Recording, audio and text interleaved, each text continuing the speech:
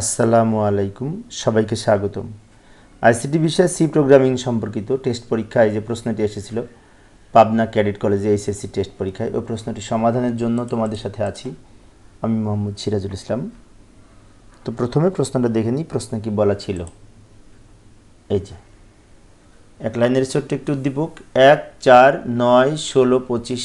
এখানে কিন্তু পাওয়ার হয়েছে, অর্থাৎ 1কে 1 দিয়ে গুণ করে 1 হবে, 2কে 1-এর পর 2কে 2 পাওয়ার মানে 2 স্কোয়ার, 3 স্কোয়ার, 4 স্কোয়ার, 5 স্কোয়ার, এইভাবে 1 স্কোয়ার, 2 স্কোয়ার, অর্থাৎ এইভাবে এটা হয়েছে।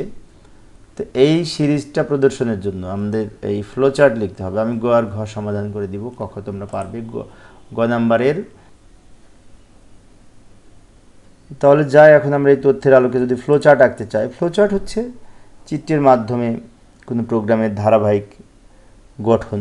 যেমন আমরা এখানে প্রথমে লিখব, এই যে উপরে এটা লিখে নিব প্রশ্নটি, প্রদর্শনের ফ্লো চার্ট, উত্তর গ।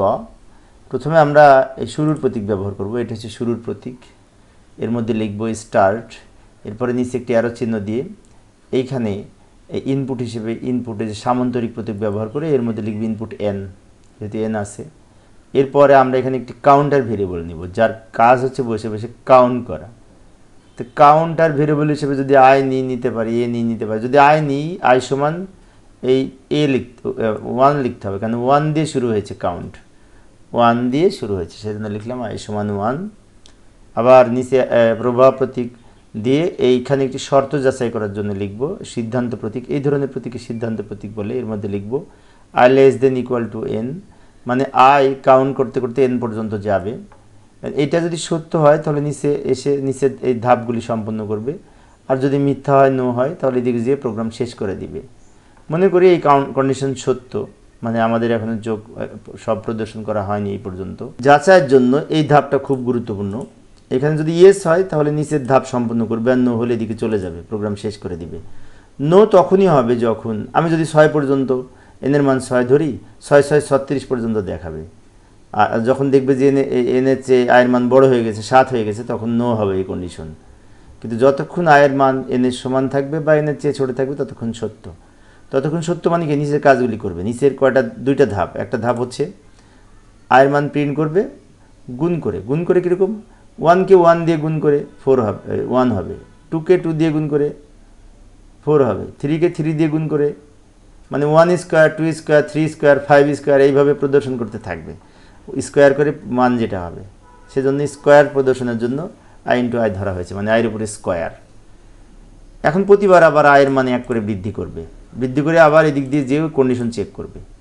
কন্ডিশন চেক করে যদি সত্য হয় আবার এই দুটা কাজ করবে। এরকম বারবার লুপ চক্র আকারে বারবার প্রদর্শন করবে। করতে করতে এক সময় কিন্তু এই লুপের কাজ শেষ হবে। যখন শেষ হয়ে যাবে তখন এদিক দিয়ে প্রোগ্রাম শেষ করে দিবে, এন্ড দিয়ে এখানে এই যে ডান দিকে প্রোগ্রাম শেষ করে দিবে। এটা হচ্ছে ফলাফল, এখানে প্রোগ্রাম শেষ করে দেবে, এন্ড। এন্ড মানে আমি যত পর্যন্ত কাজ করতে বলেছি কাজ শেষ, তখন প্রোগ্রাম শেষ করে দিবে। এই হচ্ছে ফ্লো চার্ট। আবার উদ্দীপকে ফিরে যাব। উদ্দীপকের ঘ নাম্বারে সি প্রোগ্রাম লিখতে বলেছিল, ওই প্রোগ্রামটির সি প্রোগ্রামের জন্য প্রথমে লিখবে ইনক্লুড stdio.h। এটি একটি হেডার ফাইল, প্রথমে যুক্ত করতে হয় আমাদের হেডার ফাইল হিসেবে input output header file, standard input output header file. এরপরে মেইন ফাংশন দিয়ে প্রোগ্রাম স্টার্ট করব। এরপরে ওপেনিং কার্লি ব্র্যাকেট, এখানে আমরা একটি ভেরিয়েবল নিব, দুইটা ভেরিয়েবল নিব, একটি ইনপুট ভেরিয়েবল এন আর একটা কাউন্টার ভেরিয়েবল আই। এই যে input variable N, counter variable I, ঠিক আছে, দুইটা ভেরিয়েবল মান নিব। এরপরে এনের মান ইনপুট নেওয়ার জন্য কিবোর্ড থেকে নেওয়ার জন্য আমরা ইউজারকে একটা মেসেজ পাঠাতে পারি। তার জন্য প্রিন্টএফ ফাংশনের মধ্যে লিখব ইন্টার ভ্যালু অফ ইনপুট, বা লিখতে পারি ইন্টার এ নাম্বার, এখানে ইচ্ছে মতো লেখা যায় এই ডাবল কটের মধ্যে।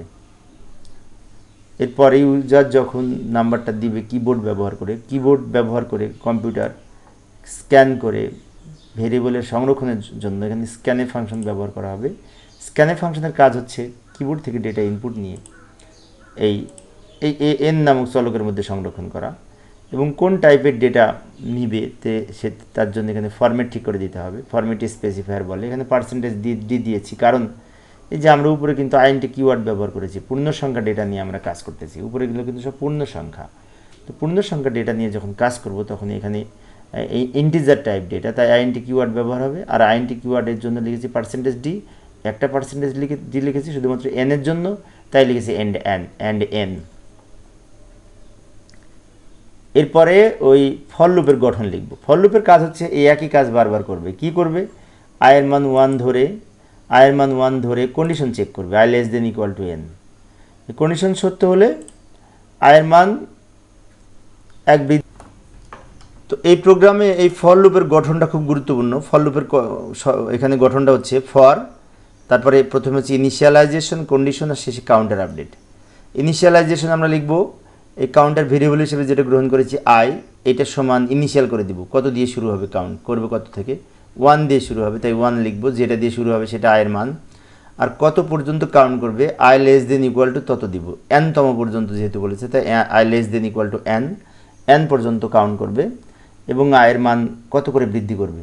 এখানে কিন্তু 1 আর 1-এর পরে 4 আছে, তাই না? পার্থক্যটা কিন্তু 1। কারণটা কি? এখানে 1-এর উপরে স্কোয়ার, 2-এর উপরে স্কোয়ার, 3-এর উপরে স্কোয়ার, এইভাবে, তাই আমরা এই 1 করে বৃদ্ধি করবে।